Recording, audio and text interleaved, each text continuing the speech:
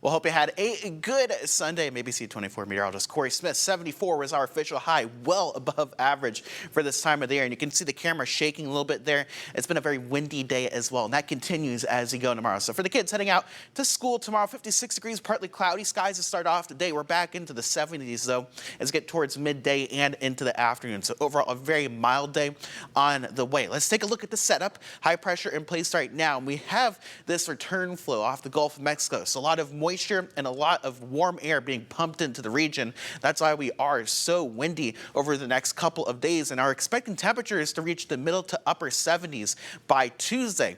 A cold front will be moving in from the north, and thankfully right now it looks like that severe chance we were talking about really starting to trend downwards right now. So we're still going to expect some rain as you go into your Wednesday mid-morning, but past that, we're not expecting much in the way of at least a severe chance outside of maybe a couple of storms.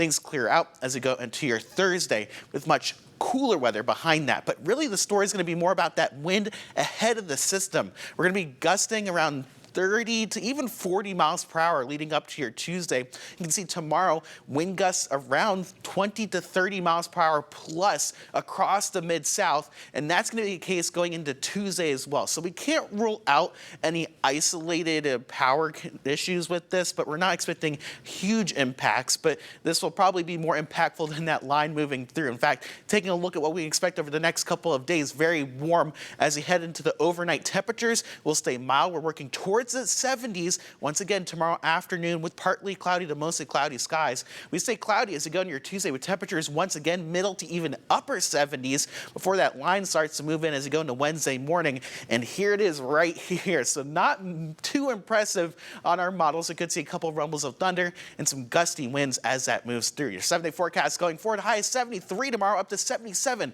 on Tuesday before those showers and storms move through on Wednesday. We've got more ABC 24 right after this break.